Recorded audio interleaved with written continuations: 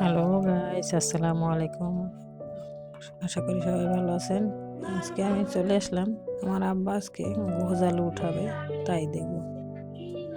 এই যে বস্তার ভিতরে গোজালুর গাছ লাগানো হয়েছিল, এই যে গোজালু উঠাইলো। বেশি বড় হয় না আলুগুলা, 3-4টা আলু উঠাইছি।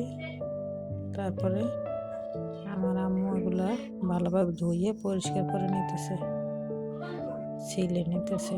তারপর ধুয়ে কেটে এগুলো তারপর সেদ্ধ করা হবে। একদম তাজা তাজা জিনিস গাছের থেকে এনে খেতে কিন্তু দারুণ লাগে। আলুগুলো সেদ্ধ করে নিতেছে আমার আম্মু।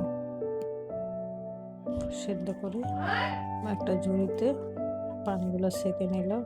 তারপরে পেঁয়াজ, আদা, রসুন তারপর দিয়ে দিল, সাথে টাকি মাছ দিয়ে কষিয়ে নিতেছে। টাকি মাছ দিয়ে কষানোর পরে দিয়ে দেব পানি।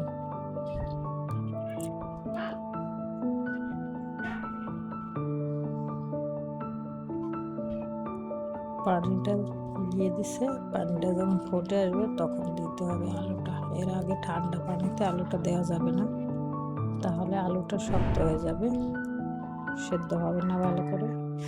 তারপরে এই যে দেখুন আলুগুলো কিরকম নরম হয়ে গেছে। দিয়ে দিলাম ধনেপাতা কুচি। তারপর রেডি হয়ে গেল গোজ আলুর রেসিপি।